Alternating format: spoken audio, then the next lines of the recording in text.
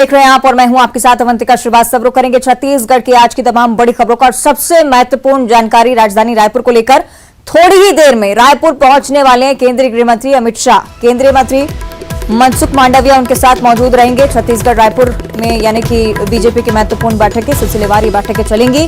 कुल मिलाकर चुनावी रणनीति पर मंथन होगा। महत्वपूर्ण जानकारी फिलहाल यही कि अब से कुछ ही देर बाद केंद्रीय गृह मंत्री अमित शाह छत्तीसगढ़ में होंगे, रायपुर में होंगे, क्योंकि जो कार्यक्रम साझा किया गया था उसमें 7:50 का समय था, यानी कि 7:50 पर केंद्रीय गृह मंत्री रायपुर पहुंचने वाले हैं। एक महीने में अमित शाह का यह दूसरा छत्तीसगढ़ दौरा है। अमित शाह के छत्तीसगढ़ दौरे को लेकर सीएम भूपेश बघेल की तरफ से भी निशाना साधा गया।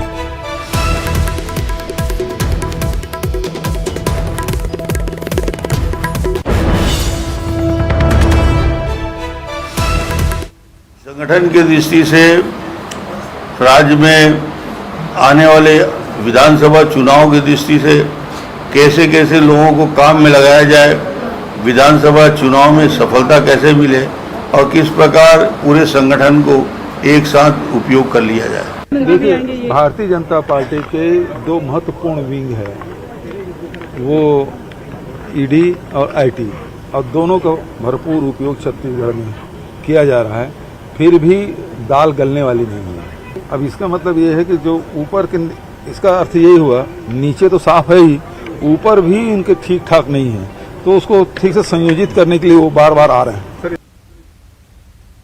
तो ये आपने सुना सीएम भूपेश बघेल की तरफ से निशाना साधा गया केंद्रीय गृह मंत्री अमित शाह के दौरे को लेकर, क्योंकि इसी महीने कुछ ही दिनों पहले केंद्रीय गृह मंत्री अमित शाह पहुंचे थे। टास्क उनको दिए थे बीजेपी नेताओं को।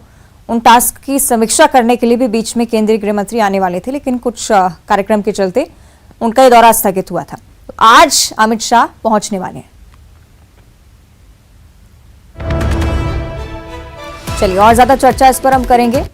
हमारे साथ डिप्टी न्यूज एडिटर अभिषेक शुक्ल जुड़ रहे हैं। उनसे हम कहीं ना कहीं सियासी समीकरण भी समझने की कोशिश करेंगे। अभिषेक जी, पिछली बार भी जब केंद्रीय गृह मंत्री पहुंचे थे बहुत ज्यादा हलचल देखने को मिली थी बीजेपी के अंदर।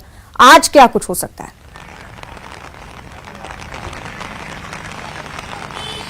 बिल्कुल, देखिए पिछली बार भी बहुत तेज बारिश थी, सबसे पहले बता दूं, और एक बार फिर से तेज बारिश राजधानी में शुरू हो गई है। अमित शाह 7:50 को लैंड करेंगे। बीजेपी जो बड़े नेता हैं उनके आने का सिलसिला जरूर शुरू हो गया है। मैं यहाँ की तस्वीर पहले आपको दिखा दूं। सिक्योरिटी को लेकर अपने कैमरामैन को कहूंगा कि थोड़ा सा कैमरा पैन करके सिक्योरिटी दिखाए। यहाँ पर इंतजार कर रहे हैं। बीजेपी के जो बड़े नेता हैं वो यहाँ पर आना शुरू कर चुके हैं। पिछली बार से खास बात ये होगी, पिछली बार बहुत सीमित लोगों के साथ मुलाकात हुई थी। 4-5 लोग थे, जिसमें पूर्व सीएम डॉक्टर रमन सिंह, अरुण साव, नितिन नवीन जैसे नेता थे, ओपी माथुर थे, और इन लोगों से बातचीत हुई थी। लेकिन इस बार जो है और भी नेताओं को बुलाया गया है, जैसे पूर्व नेता प्रतिपक्ष धर्मलाल कौशिक भी होंगे और नेता प्रतिपक्ष चंदेल भी होंगे। ये जैसे सीनियर लीडर्स हैं उनके साथ भी अमित शाह बैठेंगे और पिछली बार जो टास्क दिया गया था उस टास्क को समझने की और समीक्षा करने की कोशिश होगी कि आखिरकार कहां तक क्या बात पहुंची है, और बहुत सी रणनीतियों पर मंथन होगा। तो इस बार दायरा बातचीत का थोड़ा बड़ा है और इस बड़े हुए दायरे के साथ ही केंद्रीय गृह मंत्री अमित शाह बातचीत करेंगे बीजेपी नेताओं से। तो सभी नेता जिनके साथ मुलाकात करने का कार्यक्रम था यहाँ अभी पहुंच चुके हैं और थोड़ी देर में केंद्रीय गृह मंत्री लैंड करेंगे। 7:50 का उनका टाइम है, यहाँ पर पहुंचेंगे और उसके बाद जैसा कि पिछली बार हुआ था डिनर होगा, और डिनर के बाद 8:30 बजे से लगभग एक बैठकों का दौर जो चलता है वो चलती है। देर रात तक बैठक, ऑफिशियल अनऑफिशियल बैठक होती है। पिछली बार रात को 11-12 बजे तक ये बैठक चली थी और इस बार भी उम्मीद की जा रही है कि आधी रात तक ये बैठक चलेगी।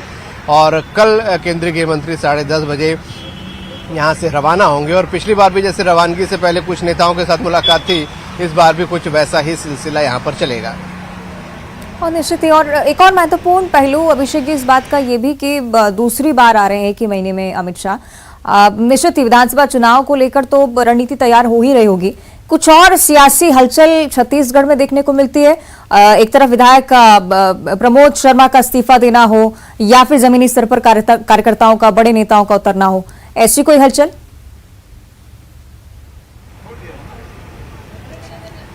देखिए, सबसे अहम बात है कि चुनावी सीजन है, विधानसभा का अंतिम सत्र खत्म हो चुका है। अब नेता सभी अपने अपने मैदान में डटे हुए हैं और चाहे प्रमोद शर्मा की बात कर लें या किसी और भी नेता की, तो बहुत सारे कयास लगने शुरू हो चुके हैं। प्रमोद शर्मा से आज बात हुई, इस्तीफा पार्टी से दे दिया है, किस पार्टी में जाएंगे पत्ते नहीं खोले हैं, लेकिन जो बीजेपी को लेके सॉफ्ट कॉर्नर उनका है वो साफ बता रहा है कि बीजेपी में ही वो जाएंगे, भले ही ऑफ द रिकॉर्ड वो बता रहे हैं इस बात को। हालांकि दोनों ही तरफ से बातें का दौर शुरू हो चुका है। सीएम से बात जब की गई आज, मुख्यमंत्री भूपेश बघेल ने कहा कि अमित शाह के दौरे का कोई फर्क नहीं पड़ेगा, वो कितनी भी बार यहाँ पर आ जाए। तो अब बयाने बहुत सारे आएंगे, रणनीतियाँ बननी शुरू हो चुकी हैं। कांग्रेस अपनी रणनीति बना रही है, बीजेपी के सबसे बड़े रणनीतिकार बार बार यहाँ पहुँच रहे हैं, उसको लेकर भी सीएम ने तंज कसा और कहा कि इसका मतलब है कि स्थानीय नेताओं पर उनको भरोसा नहीं, इसलिए बार बार अमित शाह को आना पड़ रहा है।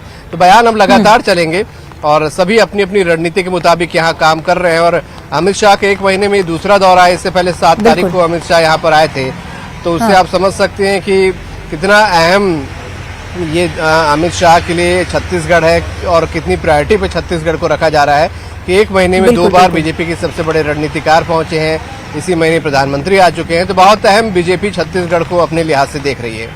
चलिए देखना होगा आगे क्या कुछ होता है। बने रहेगा हमारे साथ अभिषेक जी, नजरें लगातार बनाए रखेगा। केंद्रीय गृह मंत्री अमित शाह अब से कुछ ही देर बाद रायपुर में होंगे, सीधी तस्वीरें आप न्यूज 18 पर भी देख सकेंगे। लेकिन जिस तरह से हम सियासी हलचल की बात कर रहे थे, जिक्र एमएलए प्रमोद शर्मा का भी है। छत्तीसगढ़ में चुनावी रंग दिखने लगा है, नेताओं के सियासी गलियारे बदलने लगे हैं। इस बार छत्तीसगढ़ में जेसीसीजे पार्टी से विधायक प्रमोद शर्मा ने अपना सियासी गलियारा बदल लिया है। विधायक प्रमोद शर्मा ने पार्टी से इस्तीफा दे दिया है। उनके इस्तीफे के बाद से सियासत के गलियारों में इस ओर हवा चल रही है, ये है कि प्रमोद शर्मा बीजेपी में शामिल हो सकते हैं। इसकी सबसे ज्यादा पॉसिबिलिटी बीजेपी ने कहा है कि उनके लिए पार्टी के दरवाजे खुले हुए हैं। नहीं, इसका हम लोग पूरा तोड़ निकाल के फिर इसका सलाह मशवरा करके, अब चूंकि हमको पार्टी का कोई बंदिश नहीं रहा, इसलिए इस्तीफा भेज दिए हैं। अब पूरी तरीके से अब आजाद है। कहाँ जाएंगे सर, किस कौन सी पार्टी? अब इसका बैठ के हम लोग हमारे समर्थक लोग साथ बैठ के इसका फैसला करेंगे। हमारे सब समर्थक लोग साथ मीटिंग है और सावन का महीना है, भोलेनाथ के दर्शन करने के बाद सब समर्थक साथ बैठ के इसका कुछ अच्छा निर्णय लेंगे। जैसा हमारे समर्थक लोग चाहेंगे, भाई लोग चाहेंगे, उसी हिसाब से आगे करेंगे फैसला। नहीं, ऐसा नहीं। कल बृजभवन गुलाल जी से मेरे को उस टाइम तो भेंट मुलाकात नहीं हुआ था, लेकिन उनसे बिल्कुल 8 बार के विधानसभा के सदस्य हैं, तो उनसे सलाह मशवरा तो बिल्कुल जरूरी है और उनसे उनका भी सलाह ऐसे मिला था। लेकिन जो भी हुआ आगे अच्छा ही होगा। अब देखिए, सबको विविध है कि माननीय अजीत जोगी जी के जाने के बाद हमारी पार्टी में थोड़ा सा विचारधारा का मतभेद आ गया था और माननीय अमित जोगी जी के साथ में विचारधारा हमारा जम नहीं रहा था। और मैं उनको शुभकामनाएं बधाई देता हूं कि बहुत अच्छे से पार्टी को चलाए और मेरा किसी प्रकार का माननीय जोगी जी से अब कोई शिकायत नहीं है। अब हमारे रास्ते पूरे अलग अलग हो चुके हैं। बीजेपी ने पहले भी कहा है कि हमारे दरवाजे खुले हुए हैं, जो भी कोई निशर्त आता है उनके लिए हम। तो आप देख रहे हैं, विधायक प्रमोद शर्मा की तरफ से साफ तौर पर कह दिया गया है कि विचारधारा में अब अंतर आ चुका है, हमारे रास्ते अब अलग अलग हैं। और अब ये कयास लगाए जा रहे हैं, क्योंकि केंद्रीय गृह मंत्री अमित शाह भी अब से कुछ ही देर बाद रायपुर में होंगे। पार्टी के लिए, बीजेपी के लिए कहीं ना कहीं सॉफ्ट कॉर्नर भी रखते हैं विधायक प्रमोद शर्मा, इसलिए ये कयास अब लगातार तेज होते हुए कि केंद्रीय गृह मंत्री अमित शाह की मौजूदगी में बीजेपी में वो शामिल हो सकते हैं। और बीजेपी इस बात को एक्सेप्ट कर रही है। उनकी तरफ से कहा जा रहा है कि अगर विधायक इस ओर आना चाहते हैं तो उनके लिए दरवाजे खुले हुए हैं। तो आप देख रहे हैं विधानसभा चुनाव इसी साल, और उसी के साथ साथ रणनीति भी अब बीजेपी की स्पष्ट होती हुई धीरे धीरे अपने खेमे में लेने की कोशिश भी हो सकती है, या फिर चूंकि हवा जिस ओर उस ओर विधायक, ये जो सिलसिला रहता है हर चुनाव में, ये देखने वाली बात भी होती है कि आने वाले समय में कितना फायदा पार्टी को या उस व्यक्ति को होता है जो पार्टी में शामिल होने वाला है। सहयोगी ममता हमारे साथ जुड़ी हैं, उनसे हम चर्चा कर लेते हैं इसे लेकर। ममता, जब साफ तौर पर पूछा गया विधायक से, साफ ही उन्होंने कह दिया कि विचारधारा में अंतर आ गया है, आगे क्या माने, क्या सच में सदस्यता लेने वाले हैं बीजेपी की?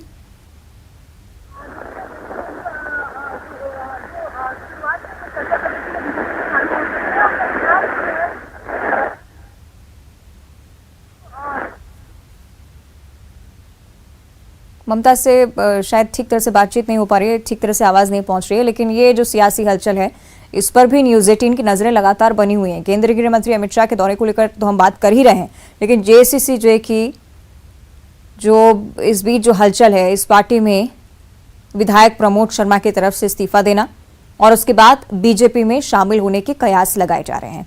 चूंकि आज अमित शाह भी यहाँ पर पहुंचने वाले, थोड़ी ही देर बाद रायपुर पहुंचेंगे और जिस तरह से हमारे डिप्टी न्यूज एडिटर भी इस बात की ओर जिक्र कर रहे थे कि दायरा इस बार बढ़ा है, यानी कि बातचीत कुछ सीमित लोगों से नहीं होगी, अन्य लोगों से भी बातचीत कर सकते हैं अमित शाह। और इसी के तहत एक और कार्यक्रम का आयोजन भी हो सकता है छत्तीसगढ़ में, जिसमें प्रमोद शर्मा बीजेपी की सदस्यता लें। हो सकता है कि इस तरह की तस्वीरें सामने आए। हालांकि इस पर न्यूज 18 लगातार नजरें बनाए हुए है। आगे बढ़ते हैं। विधानसभा में उत्कृष्टता अलंकरण और विदाई समारोह का आयोजन आज किया गया। समारोह में राज्यपाल विश्वभूषण हरिचंदन के साथ विधानसभा अध्यक्ष चरणदास महंत मौजूद रहे। मुख्यमंत्री भूपेश बघेल, उनके साथ कई मंत्री, विधायक, अधिकारी शामिल हुए इस समारोह में। राज्यपाल ने उत्कृष्ट विधायक का सम्मान विधायिका संगीता सिन्हा और रंजना साहू को दिया। साथ ही साथ सदन में जागरूक विधायक अवार्ड धर्मजीत सिंह को मिला है। इसके साथ ही पत्रकारों को भी सम्मानित किया गया है। इस मौके पर कई विधायकों ने गाना गाकर समा भी बांध दिया।